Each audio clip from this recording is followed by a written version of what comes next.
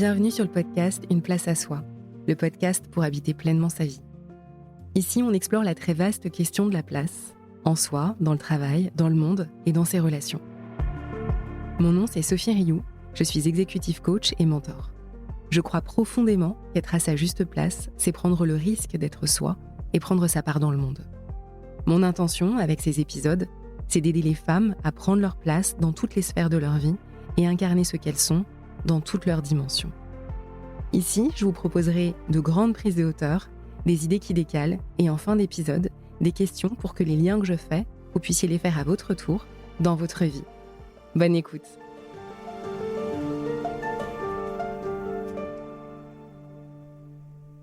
On vous a dit battante, alors vous l'avez été. On vous a dit sensible, alors vous vous êtes méfié de votre sensibilité. On vous a dit brillante, et vous tolérez assez mal ce que vous appelez la médiocrité. On vous a dit leader né, alors vous avez dirigé avec la même énergie, même quand ça tirait, et même quand vous n'en aviez plus envie. Dans les situations difficiles, vous savez quelle partie de vous mobiliser, celles qui font, celles qui analysent, celles qui rassurent. Vous avez vos ressources, vous savez les utiliser. Sauf que ces derniers temps, la recette habituelle ne produit plus tout à fait les effets escomptés. Vous foncez et vous vous heurtez à un mur. Vous analysez, mais vous tournez en rond. Vous prenez soin de tout le monde autour de vous, et un peu plus que d'habitude, ça vous coûte une énergie folle. C'est pas vraiment que vous manquez de ressources, mais peut-être que certaines prennent toute la place au détriment des autres. Que votre assemblée intérieure, parce que oui, vous en avez une, c'est peut-être un peu déséquilibré. Et que ce dont vous avez besoin maintenant, c'est juste d'harmoniser ce qui est déjà là.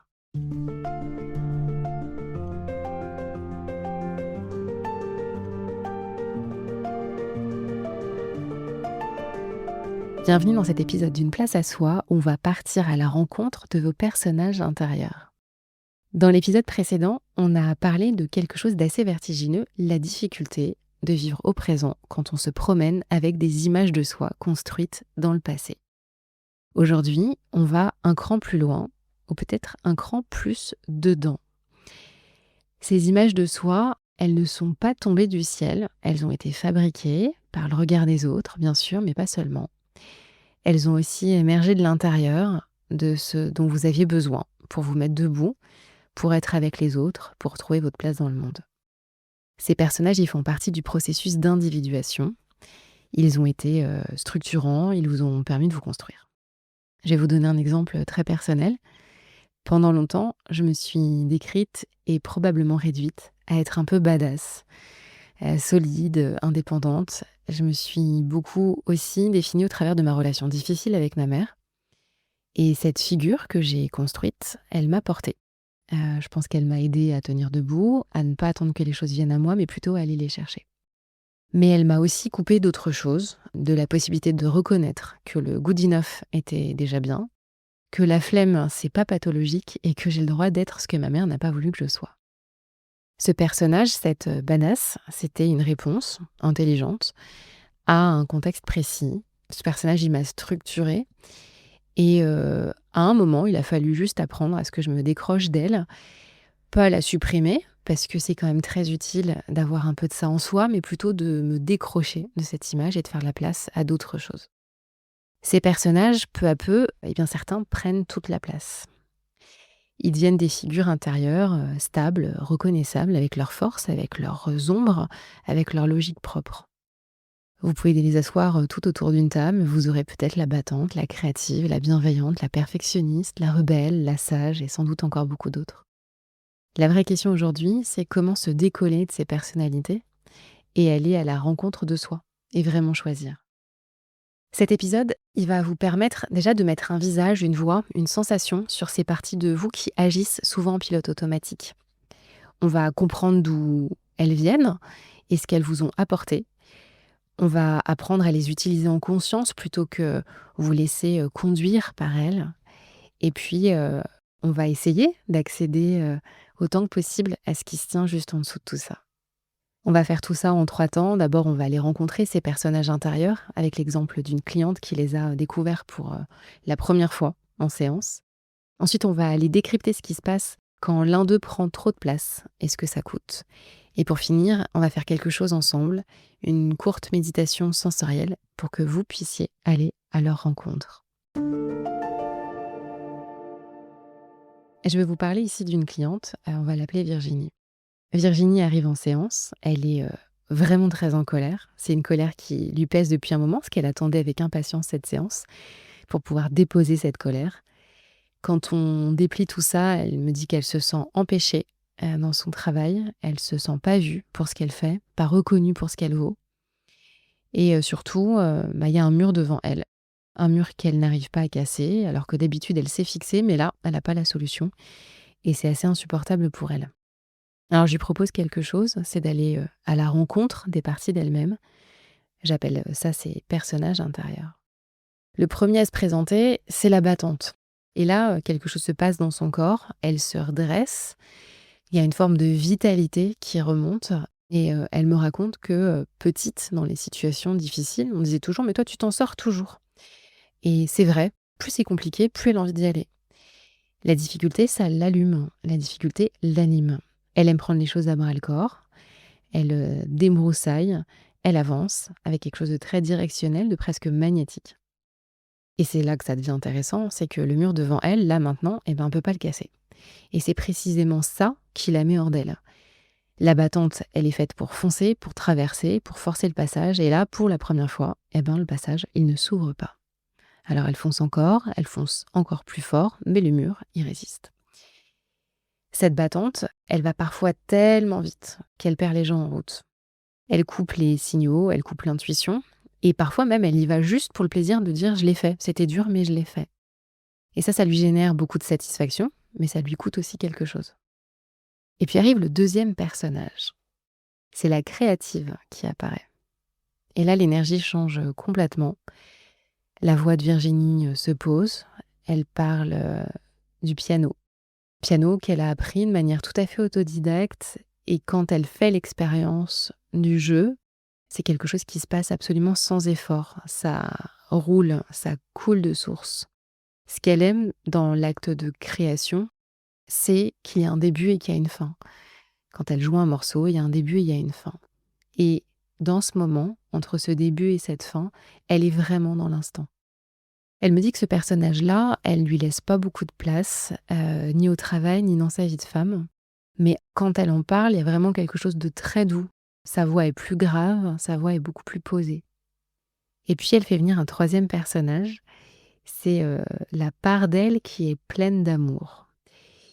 Et il y a quelque chose qui sautille quand elle parle de cette part-là. C'est un amour qui déborde, qui est intense. Peut-être parce qu'il s'exprime pas assez souvent ou qu'il a moins de place, mais en tout cas, ça jaillit. 3 personnages, 3 façons d'être, 3 vitalités assez différentes. En fait, ce qu'on a fait ensemble ce jour-là, ça s'inscrit dans une approche que le psychologue Richard Schwartz a formalisée sous le nom d'IFS, Internal Family System.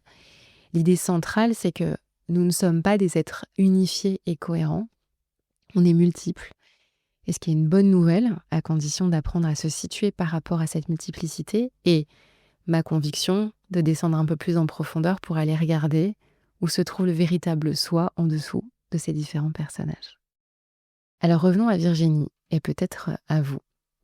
Quand la battante prend toute la place, qu'est-ce qui se passe ?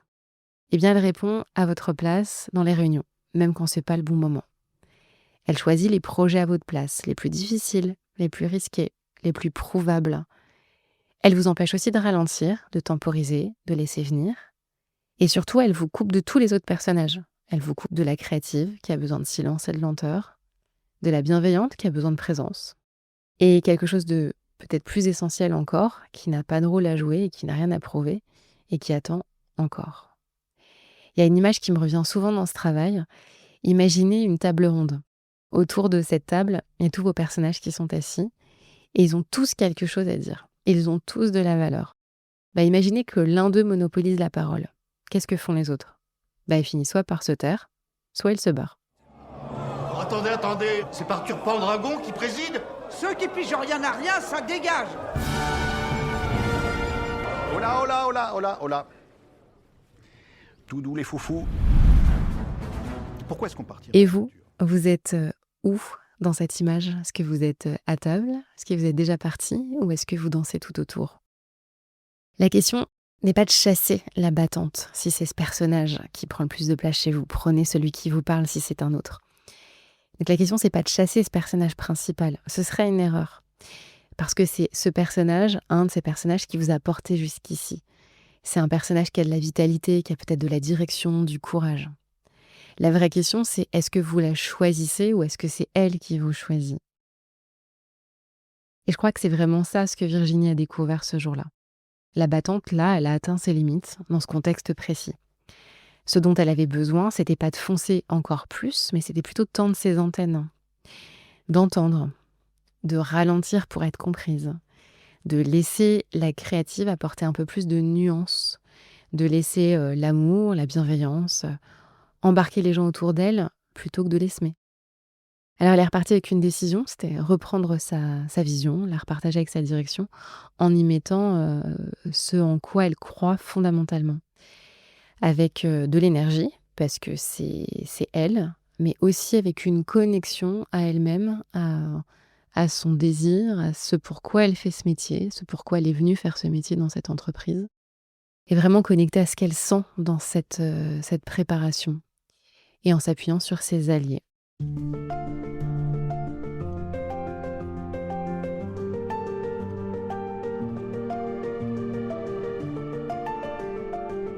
Alors on arrive maintenant dans la partie que je préfère dans cet épisode. Je vais vous inviter à faire quelque chose de méditatif. Si vous êtes en voiture ou dans un contexte où vous devez rester alerte, ce que je vous propose, c'est de marquer une pause dans cet épisode et de revenir quand ce sera le bon moment pour vous. Sinon, vous pouvez poser ce que vous tenez dans les mains, si vous pouvez, et puis simplement de vous asseoir un moment et juste de suivre ma voix. Vous pouvez prendre une grande inspiration en prenant le temps de la savourer, cette inspiration et cette expire. Et là, vous n'avez absolument rien à faire, rien à produire, rien à réussir non plus. Vous avez juste à être là. Vous pouvez laisser vos épaules descendre, votre nuque se relâcher. Prenez la sensation globale de votre corps, peut-être en commençant par vos pieds, et puis ensuite tout le corps. Prendre la sensation de tout le corps.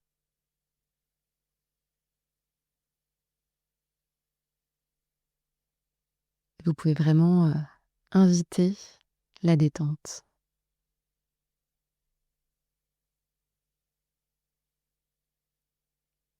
Vous pouvez faire un check interne.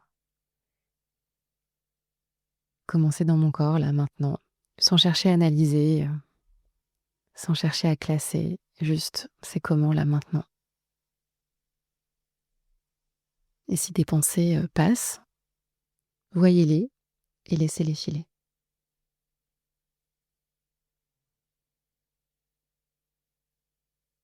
Et là, vous allez laisser venir à vous un personnage, une part de votre personnalité, un membre de votre assemblée intérieure. Sans juger, sans trier, juste prendre celle qui vient spontanément.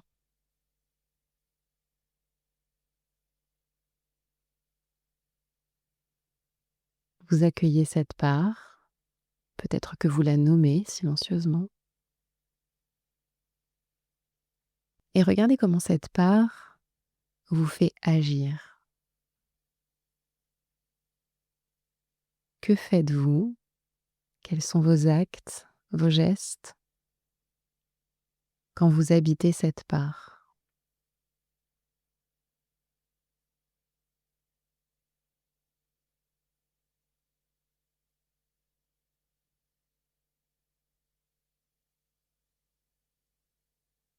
Vous gardez le contact avec vos sensations. Vous pouvez aussi sentir s'il y a une part de votre corps qui est plus active à l'évocation de cette part de vous.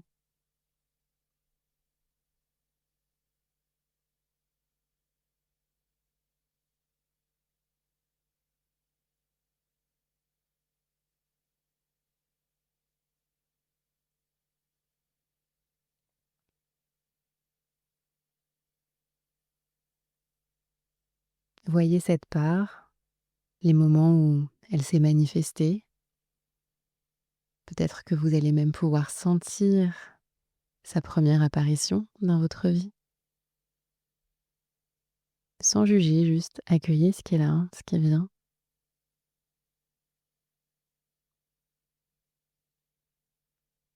Et puis on va faire venir une autre part, une part soutenante, une part de vous que vous connaissez, qui vous est utile, qui vous soutient.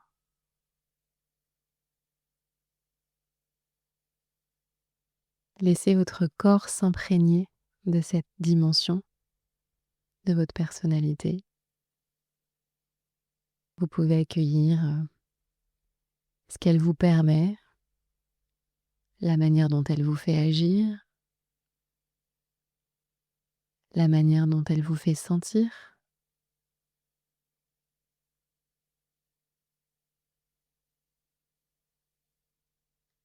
La manière dont vous êtes en relation quand vous êtes connecté à cette part.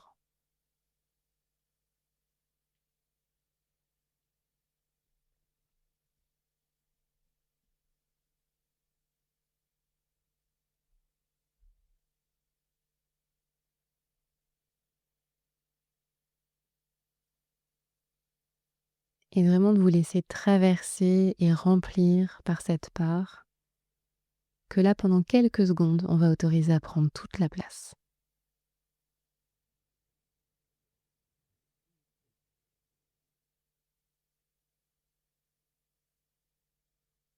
Vous allez la remercier, la laisser partir et on va proposer à une autre, une dernière, de remonter à la surface. Et peut-être que c'est une part qui a moins de place aujourd'hui dans votre vie, mais qui a des choses à dire. C'est peut-être une part qui pousse au-dessous, une part sous-employée, peut-être une part de vous que vous avez bridée, mais qui est bien là. C'est quoi cette part? Comment vous l'appelez?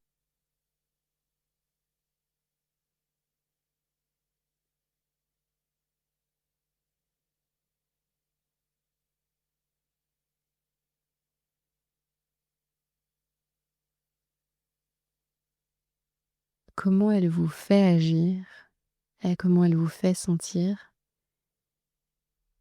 quand elle peut s'asseoir à la table?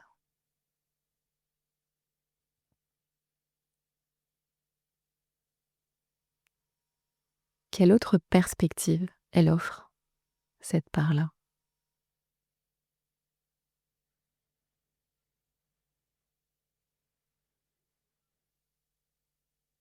Et toujours en connexion avec le corps, je vous propose d'inviter à la table toutes ces parts ensemble.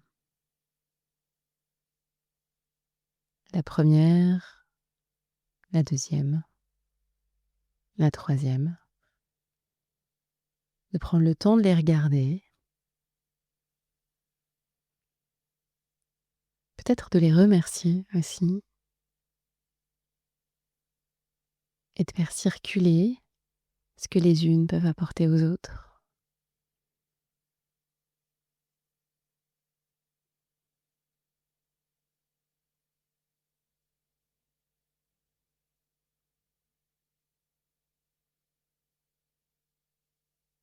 Et de manière très symbolique, très métaphorique, mettre en commun ces énergies, les intégrer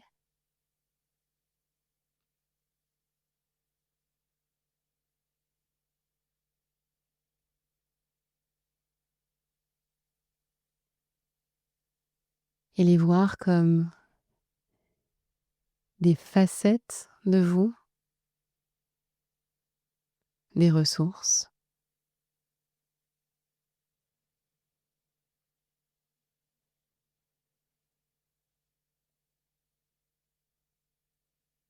De voir ces personnages comme des éléments de votre construction, de votre individuation, de ce qui vous a permis de vous mettre debout, mais qu'aujourd'hui à cette table, vous avez le choix de ne pas vous identifier à une part plutôt qu'une autre, mais de les inviter lorsqu'elles sont utiles, avec la conscience que la seule chose qui soit juste, c'est pas tant cette image, cette représentation du passé, cette émanation de votre récit de vie.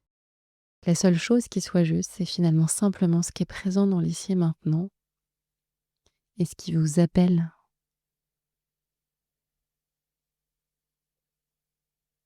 Prenez une dernière grande inspire, une grande expire et vous pouvez revenir doucement ici, dans la pièce, dans le son et dans votre journée.